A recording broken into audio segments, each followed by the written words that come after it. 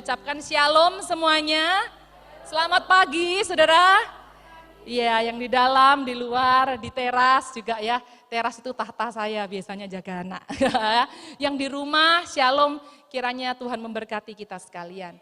Hari ini satu tema yang akan saya bawakan saudara dari Mazmur pasal yang ke-73. Belum on ternyata, ya terlalu semangat. Iya, Mazmur 73, saya mengajak kita membuka Alkitab kita akan membacanya bersama-sama, Bapak Ibu. Mazmur pasal yang ke-73, ayat 1 sampai ke-28, tetapi kita hanya akan membaca beberapa ayat saja. Jikalau sudah menemukan, saya undang kita bangkit berdiri. Mazmur 73, ayat 25 sampai 28 saja yang kita baca ya. 25 sampai 28 kita baca bersama-sama. Yang sudah ketemu katakan amin. Amin ya. Kalau belum ketemu ada di layar ya. Yuk ayat yang ke-25. Ayat 25. Iya, betul. 2, 3. Siapa gerangan ada padaku di surga selain Engkau? Selain Engkau tidak ada yang kuingini di bumi. Sekalipun dagingku dan hatiku habis lenyap, gunung batuku dan bagianku tetaplah Allah selama-lamanya. Sebab sesungguhnya siapa yang jauh daripadamu akan binasa. Kau binasakan semua orang yang berzina dengan meninggalkan engkau. Tetapi aku suka dekat pada Allah. Aku menaruh tempat perlindunganku pada Tuhan Allah, supaya dapat menceritakan segala pekerjaannya. Amin. Silakan duduk saudara. Beriman di tengah pergumulan. Saudara kalau bicara tentang iman ya, seringkali orang tuh mengkaitkan iman dengan apa?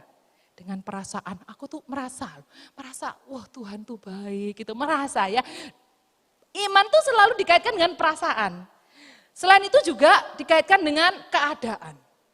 Saudara, kalau iman kita didasarkan pada dua hal ini, itu bahaya saudara. Kenapa? Karena perasaan kita itu seringkali salah. Apalagi biasanya ya, kalau perasaan kita itu ditentukan dari tanggal gitu misalnya. Kalau tanggal muda, gimana perasaannya? Haleluya. Kalau tanggal tua, senap. Halelupa ya saudara ya. Ya gitu, perasaannya baik, kuat imannya, perasaannya down, gak mood, bete, gak Tuhan-Tuhanan. Nah makanya iman gak bisa didasarkan dari perasaan, begitu juga gak bisa didasarkan dari keadaan. Apalagi biasanya didasarkan pada apa? Rupiah. Kalau rupiah menguat, imannya juga, rupiah turun, rupiah lemah, imannya juga lemah. Saudara, dua hal ini tidak boleh menjadi dasar dari iman kita. Kenapa? Karena iman kita akan menjadi salah. Tidak peduli seberapa besar imanmu, tapi kalau imannya salah, maka pasti pada akhirnya imanmu akan goyah. Sebaliknya, tidak seberapa saudara imanmu sekecil apapun, sekalipun di situ pun banyak keraguan-raguan, tapi kalau imanmu benar, maka kau pasti akan baik-baik saja. Pasti baik-baik saja. Amin saudara. Sebab itu tidak penting. Lebih penting iman yang benar daripada iman yang besar. Bukan berarti tidak boleh iman yang besar. Tetapi hati-hati kalau iman besar tapi imannya pada Allah yang salah. Jadi salah. Berarti benar-benar salah. Nah, hari ini sudahkah kita beriman kepada Allah yang benar? Amin. Amin ya. Saudara, hari ini pernah suatu hari ada pendeta mengatakan begini. Tekanan dalam hidup itu tidak terelakkan.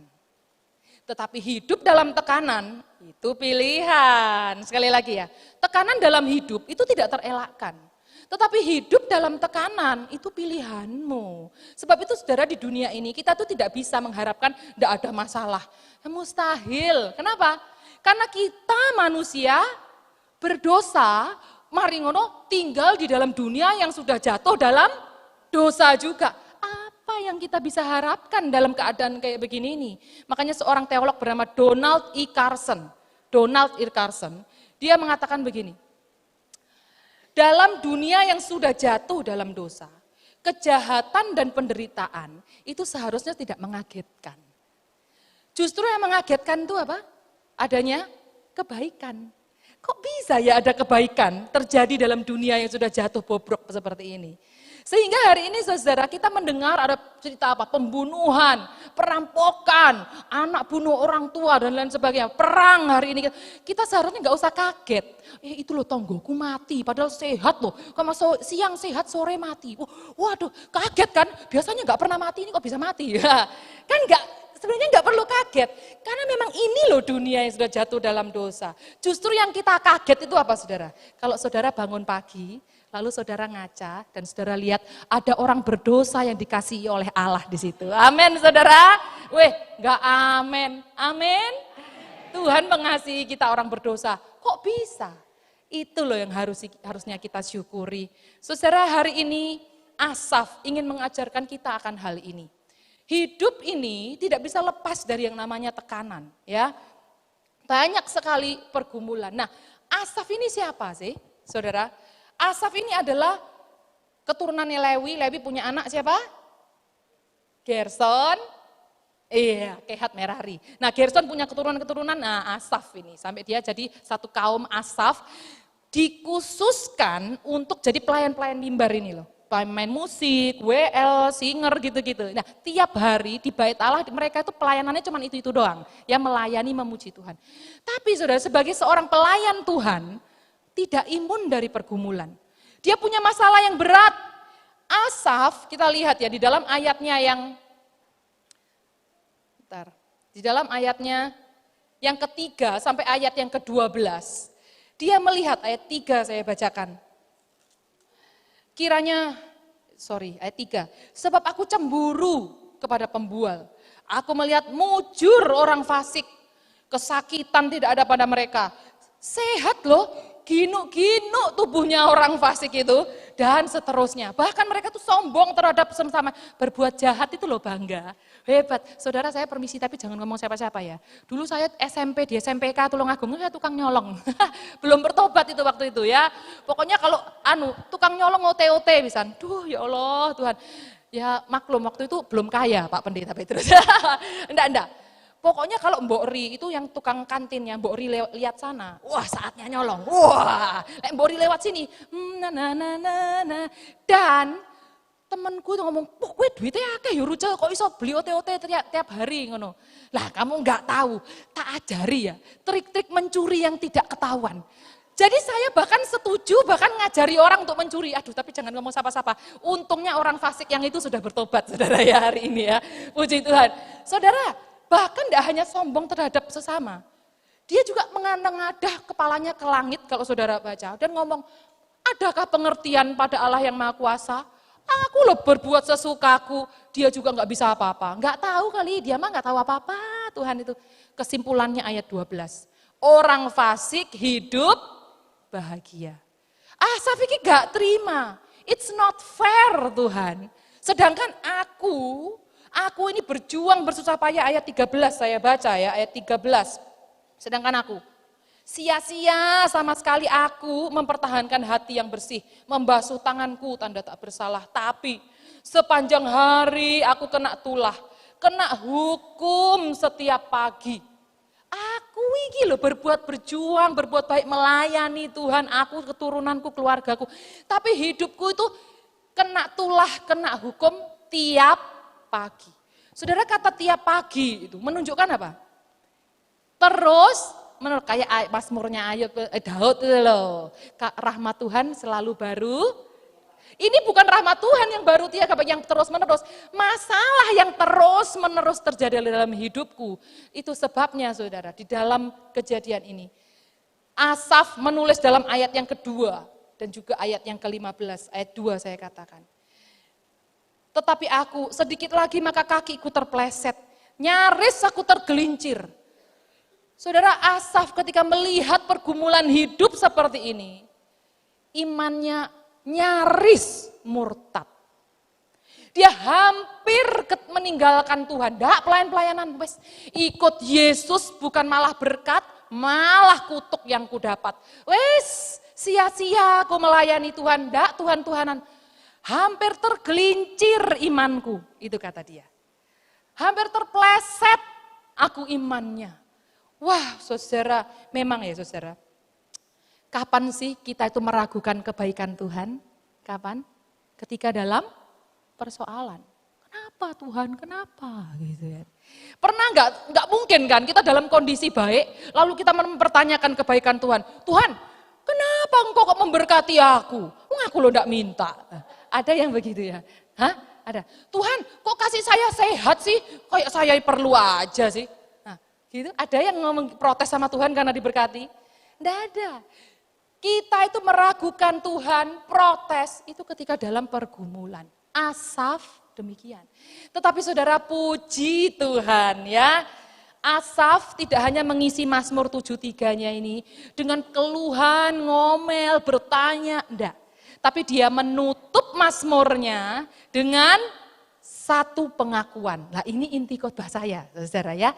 Jadi saudara nanti kalau pulang, boleh tuh lupa semua khotbah saya silakan ya. Tapi satu kalimat ini tolong jangan lupa. Ingat satu kalimat ini aja ya. Ya jadi sebentar lagi kalau saya sudah ngomong satu kalimat ini, saudara yang mau pulang ya boleh ya. Tapi ya jangan, oke. Ini saudara, intinya, salah. Apapun keadaanku, aku tetap percaya kepada Allah dan kebenarannya selama-lamanya. Asaf menutup Mazmurnya dengan satu pengakuan, masih ya Tuhan, sekalipun, walaupun kondisiku tidak berubah, bahkan makin merosot, tapi imanku tetap percaya kepada Allah. Amin. Saudara kok bisa? Dari orang mengeluh tiba-tiba langsung bersyukur. Loh, apakah di tengah-tengahnya ini Tuhan tiba-tiba langsung tolong dia, kabulkan doanya, terus orang fasik itu dikirim api belerang dari surga, modar kabeh gitu, gitu? Enggak, kondisinya tetap orang fasik bersukaria, orang benar menderita. Tetap, nothing change, enggak ada yang berubah. Wah, tapi apa yang berubah? Mindset dia, iman dia kepada Tuhan. Nah ini yang akan kita belajar bersama-sama saudara dari Asaf. Bagaimana kita bisa tetap beriman di tengah pergumulan, karena enggak gampang. Ya, satu bulu gini loh ya, buluh itu kalau kena angin terus, untuk dia tetap stick berdiri gini enggak gampang. Nah, bagaimana kita belajar dari seorang Asaf? Yang pertama, saudara, ayat yang ke-17 sampai ayat yang ke-20 saya bacakan. Ayat 17. Sampai aku masuk ke tempat kudus Allah dan memperhatikan kesudahan orang fasik. Sesungguhnya di tempat-tempat licin kau taruh orang fasik. Kau jatuhkan mereka sehingga hancur. Betapa binasa mereka dalam sekejap mata, lenyap. Habis oleh karena kedahsyatan. Seperti mimpi pada waktu terbangun ya Tuhan. Pada waktu terjaga, rupa mereka kau pandang hina. Asaf sadar bahwa ending hidup orang fasik itu pasti kebinasaan. Pasti hukuman Tuhan. Saudara, orang yang menolak tobat, gak peduli sama Tuhan, hidup semaunya sendiri, ending hidupnya pasti binasa. Nah untuk itu Mazmur 73 ini bukan mengajak kita untuk fokus melihat orang fasik. Enggak, tapi sebaliknya. Kamu gak usah ngurusi orang fasik, karena udah jelas, ending hidupnya udah jelas. Tapi sebaliknya hari ini, uruslah hidupmu sendiri. Kejarlah Allah, carilah Allah, upayakan hidup benar dan lakukan perintah Allah. Fokuslah kepada kebenaran, itu loh. Tetaplah setia, itu loh. Gak usah ngurusi hidup orang fasik, karena endingnya udah jelas. Dan ending hidup orang benar juga sudah jelas. Yaitu di mana saudara? Suatu hari kita akan pulang kemana? Loh, ke surga cuma ibu pendeta sama saya. Oke mah, kita berdua aja ya mah. Sepi ternyata surga ya. Saudara, kita suatu hari akan pulang kemana? Surga, amin. Itu loh ending hidup orang benar. Sebentar toh, permisi tanya. Sudah yakin kita orang benar? Yakin kita termasuk golongan orang pilihan? Kalau dikit-dikit ngambek, ya gimana itu ya? Wah, Om Petrus itu nyinggung aku, nyinggung aku. Loh, lah khotbah ini kan bukan hanya ngotbahin dia, ngotbahin semua, saudara. Bahkan untuk dirinya sendiri. Kalau dikit-dikit lemah, suam-suam kuku, terus hidup masih dipimpin oleh kedagingan hawa nafsu. Jangan-jangan saya takut kita tergolong orang fasik. Saudara, sebab itu saudara hari ini hadapi apapun, segala situasi kita, marilah kita memilih untuk tetap setia. Karena jelas ending hidup orang setia, ending hidup orang benar adalah sorga yang mulia bersama Tuhan. Amin saudara. Sebab itu tidak sia-sia apa yang kita kerjakan hari ini. Kesetiaan kita, semua yang kita lakukan demi kebenaran, itu semua pada akhirnya akan kita pertanggungjawabkan di pengadilan Tuhan. Tuhan akan tanya suatu hari, saya tak kasih you, tadi lagunya Pak Nanang di Blitar ya, Tanah Goshen, itu di dunia ini. Saya kasih you tanah Goshen di dunia ini, aman, damai, saya kasih you berkat, you pakai buat apa? You pakai untuk apa? Mencari aku dan kerajaanku, seperti Matius 6 ayat 33, atau hidup terus dipimpin oleh kedagingan dan hawa nafsu, seperti Roma pasal yang ke-6. Yang mana saudara? Saudara, hari ini kita diingatkan ya, dan diberi penghiburan, bahwa hidup orang benar, itu endingnya adalah hidup bersama dengan Tuhan. Dan tidak hanya bicara nanti, tapi selama di dunia ini, Tuhan juga memberikan satu janji, pasal 55 ayat ke-22 Mazmur. Dikatakan tidak selamanya hidup orang benar itu goyah. Yes, saudara, goyah itu, kata dasarnya itu apa sih? Tidak stabil. Itu tuh maaf permisi, seperti orang sakit Parkinson itu loh. Orang Parkinson tuh bagaimana saudara ya? Ya gini lah gitu kira-kira ya. Saudara, kadang Tuhan izinkan usaha kita itu Parkinson. Tidak stabil. Kesehatan kita goyang. Tuhan izinkan apa? Sayang cintanya pasangan kita sama kita juga enggak stabil. Stres kan saudara, tapi Tuhan ngomong sabar, tidak selamanya. Dan orang yang terus setia dan mengejar kebenaranku, tidak hanya sorga aku janjikan, tapi aku akan bisa nyatakan pertolonganku baginya. Amin saudara, sebab itu tidak rugi kita hari ini setia. Hari ini saudara, kita itu sebenarnya sama dengan Asaf.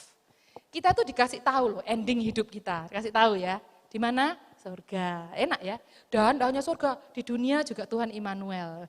Dikasih tahu tuh ending hidup kita orang benar. Abraham juga bagus. Dia dikasih tahu loh ending hidupnya, ya kan? Abraham, kamu nanti diberkati, keturunanmu kayak bintang, kayak pasir itu kan. Ingat ya saudara, dikasih tahu. Yakub juga dikasih tahu. Yusuf melalui mimpi-mimpinya, nanti bulan, bintang, terus bulu-bulu akan sembah kamu. Dikasih tahu kan Yusuf akhirnya.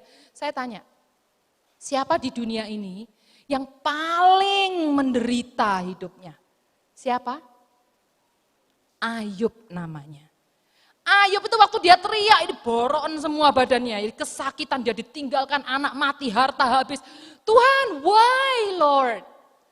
Makin dia teriak, makin Tuhan, tuh seolah-olah Tuhan tuh kayak tutup pintu, bukan crack, enggak. Brak! Lalu Tuhan kunci dari dalam, enggak kunci sekali, kunci 2 kali. Dan hilang. Seolah-olah Tuhan itu mana? Tuhan tuh enggak, apakah ada ayatnya, Yob kamu sabar ya sekarang, nanti endingnya, ending hidupmu aku balas 2 kali lipat, tak kasih kekayaanmu 2 kali lipat loh. Ada ayatnya? Tidak ada. Tidak ada pengharapan itu untuk Ayub. Tetapi kita dengar dan terkenal sekali ayat yang keluar dari mulutnya Ayub. Tuhan yang memberi, Tuhan yang mengambil. Yes. Segala puji, terpujilah nama Tuhan. Wow, saudara, kalau kita lebih-lebih lagi, kita sudah tahu ending hidup kita. Ayo setia. Menghadapi pergumulan apapun tenang, itu cuma sementara. Dan bukan hanya sementara lagi, Tuhan sertai lagi. Dan ending hidup kita nanti bersama Tuhan di sorga yang mulia. Wow, ini pengharapan. Itu sebabnya Asaf bisa tetap beriman di tengah pergumulan. Karena Asaf tahu, ending hidupmu yang mau gak karu-karuan hidupmu, ya itu ending hidupmu. Tapi ending hidupku orang benar, aku tahu bersama Tuhan selamanya. Ini yang pertama saudara. Dia tetap bisa beriman di tengah pergumulannya. Yang kedua kita lihat bersama-sama. Di dalam ayat yang ke-21 sampai 22 saya bacakan. Ketika hatiku merasa pahit, buah pinggangku menusuk rasanya. Aku dungu dan tidak mengerti. Seperti hewan aku di dekatmu. Saudara, dungu, itu tuh artinya apa tuh dungu itu? Bengong, cengoh, ya Tuhan. Wah saya udah lama enggak dengar kata cengoh, itu paling kok David enggak tahu cengoh apa ya. Dungu, cengoh kamu ya. Goblok gitu ya, ya saudara-saudaranya. Seperti hewan, enggak berakal budi, goblok, liar, ya hina. Seperti hewan aku di dekatmu Tuhan.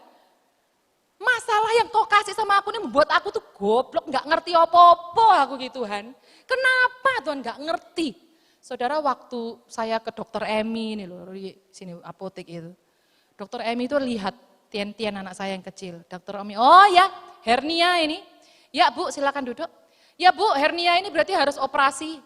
Saya waktu dengar operasi anak 10 bulan itu tuh langsung kayak, hah?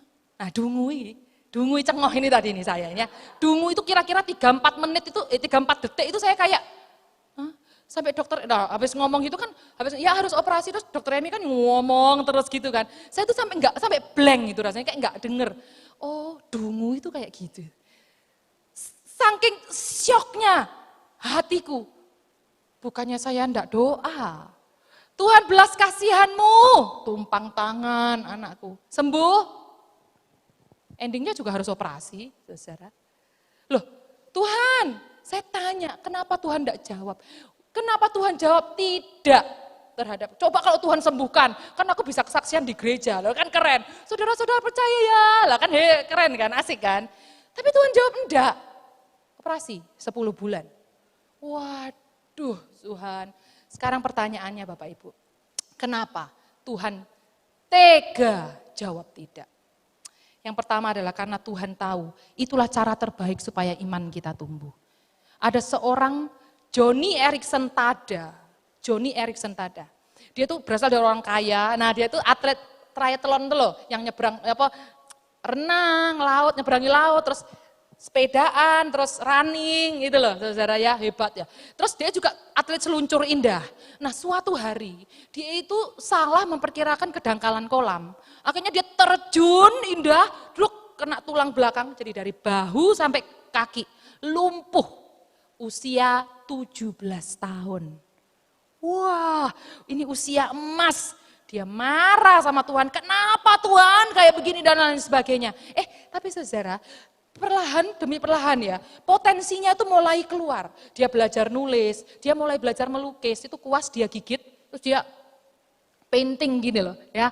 Dan dia tuh menghasilkan banyak karya, dia nulis buku lebih dari 40 buku rohani, album-album rohani.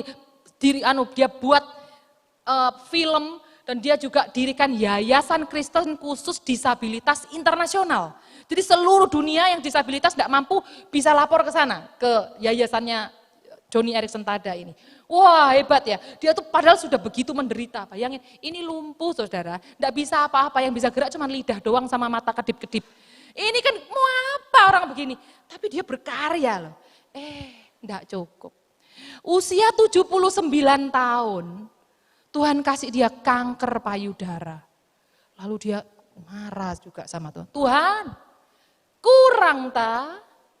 Gak cukup tak? Apa gak ada cara lain engkau mendidik aku selain dengan cara menyakiti aku Tuhan? Gak ada tak cara lain Tuhan. Tapi di tengah-tengah dia tidak mengerti itu. Johnny Erickson Tada ini dia makin berkarya. Lihat ya, ketika hidupnya makin ditekan, imannya makin bertumbuh. Ketika dia makin ditekan, imannya tuh grow. Dan Tuhan tuh kenal kita. Saudara bayangin Asaf, kalau dia dikit-dikit doa minta, Yesus jawab yes. Minta apa? Iya. Iya. Apa lagi? Iya. Apa yang akan terjadi sama Asaf? Pasti, nggak akan keluar dari mulutnya tuh keluhan gitu, nggak ada. Kecewa, marah, nggak ada pasti. Pasti mulutnya apa? Memuji Tuhan, ya kan bahagia gitu loh ya, bersyukur. Tapi apa yang terjadi? Imannya pasti down.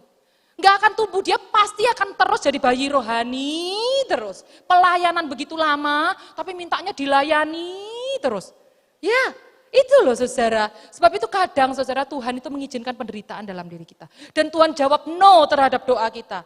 Karena Tuhan pengen iman kita bertumbuh. Mungkin dengan cara demikianlah cara yang terbaik. Tuhan itu bisa ingin iman kita bertumbuh. Dan tidak hanya itu, melalui jawaban tidak itu, Tuhan juga mau nyatakan kuasanya. Ada seorang misionaris dari Kanada, Paul Hiber namanya, dia pelayanan ke India, saudara, di Kalkuta, kota kan. Dia itu tapi pelayanannya nggak di Kalkutanya, dia khususnya di satu desa ini yang dekat Kalkuta. Nah dia tiap hari melayani penginjilan 4 tahun. 4 tahun, saudara ya. Gak ada yang tobat. Kecuali pada tahun yang keempat itu, bertobatlah satu keluarga, namanya Bapak Hilaya, istri dan 4 anak-anaknya. Itu bertobat Bapak Hilaya. Oke, sudah. Ceritanya Bapak Paul ini, dia itu merasa capek. Walah Tuhan, 4 tahun aku gigi kok koyok sia-sia gitu loh ya. Penginjilan rumah ke rumah, sing tobat mek satu keluarga. Wes lah. Akhirnya dia, ya wes lah, aku seminggu sekali aja ke desa itu. Selebihnya aku di kota aja, gitu lah. Karena dia itu sudah kayak wes mulai males gitu ya, saudara. Singkat cerita, terjadilah wabah sampar di desa ini. Nah, anak bungsunya Pak Hilaya ini kena sampar. Bentol, gatel, demam dan lain sebagainya.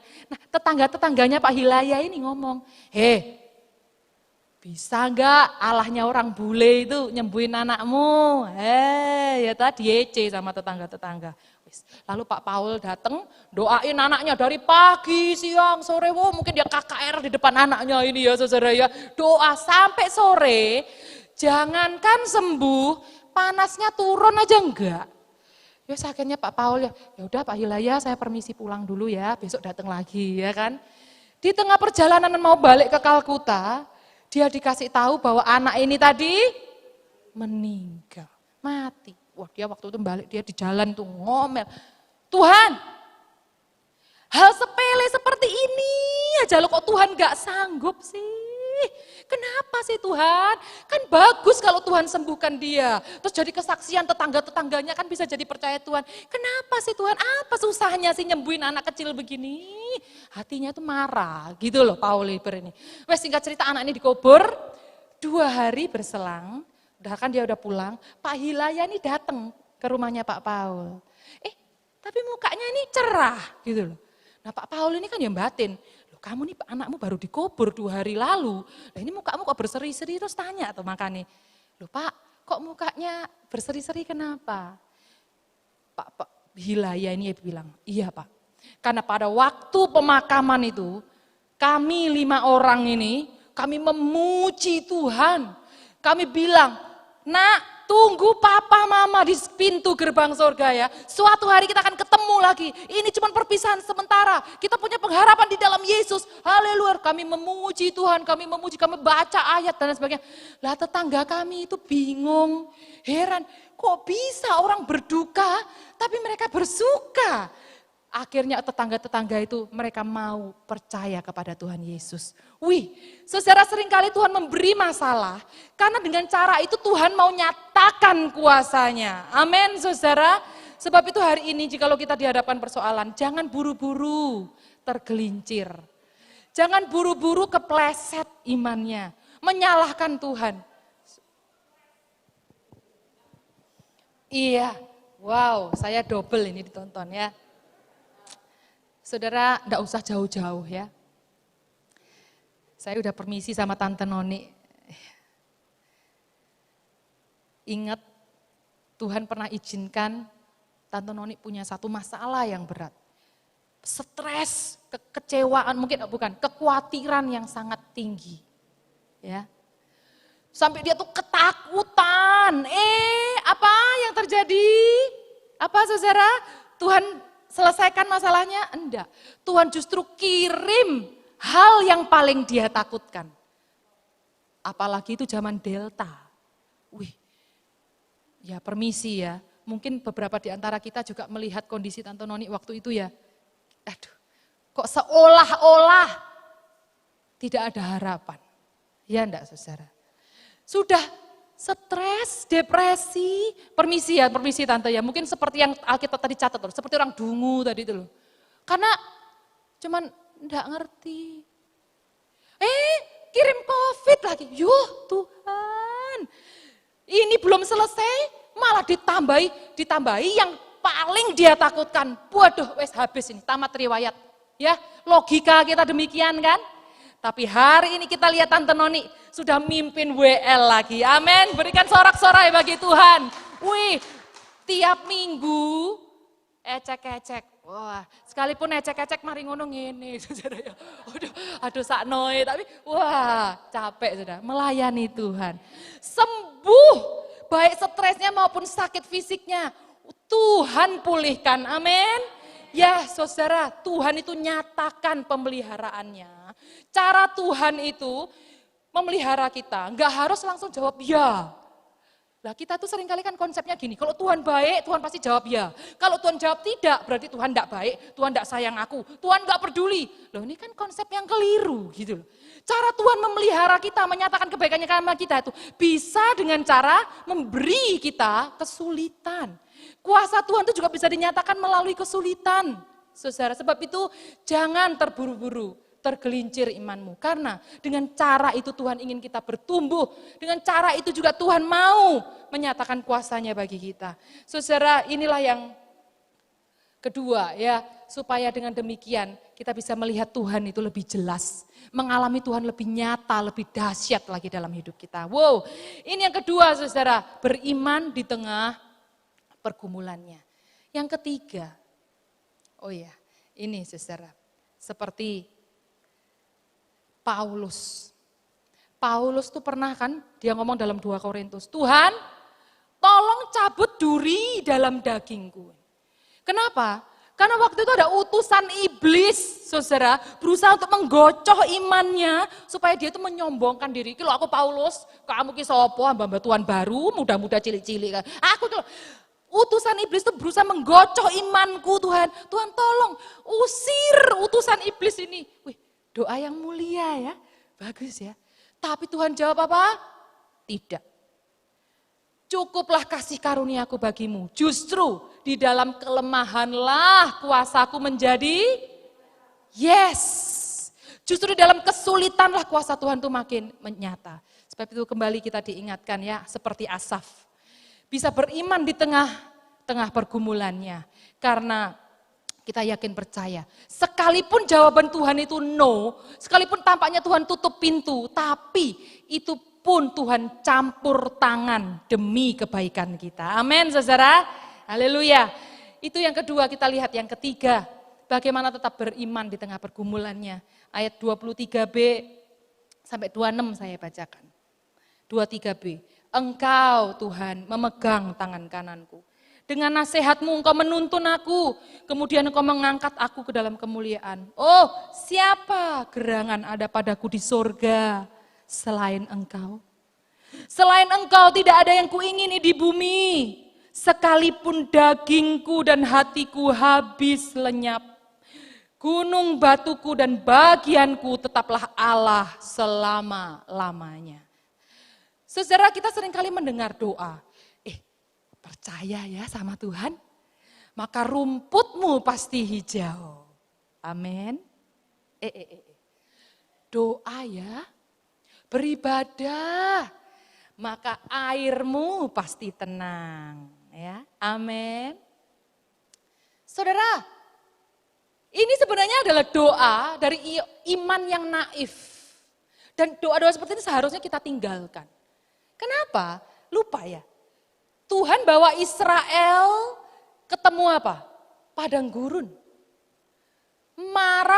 Masa dan Meriba. Mara dan Elim, ada air tapi pahit. Oh ikut Tuhan ini yo, pahit rek. Loh, saudara, ikut Tuhan itu tidak selalu rumput hijau. Betul apa betul? Sebab itu hari ini kalau iman kita sampai salah paham, salah.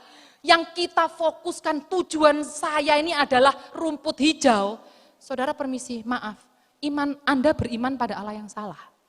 Ya. Tujuan akhir hidup kita ini bukan rumput hijau. Atau juga bukan sebaliknya, bukan lembah kekelaman juga. Bukan. Tetapi tujuan akhir kita adalah apa? Diam di dalam rumah Tuhan sepanjang masa. Itu loh Mazmur 23, betul kan? Sehingga saudara hari ini tidak penting kondisi kita itu mau dalam rumput hijau atau lembah kekelaman. Tidak peduli kondisi kita hari ini itu terang atau gelap.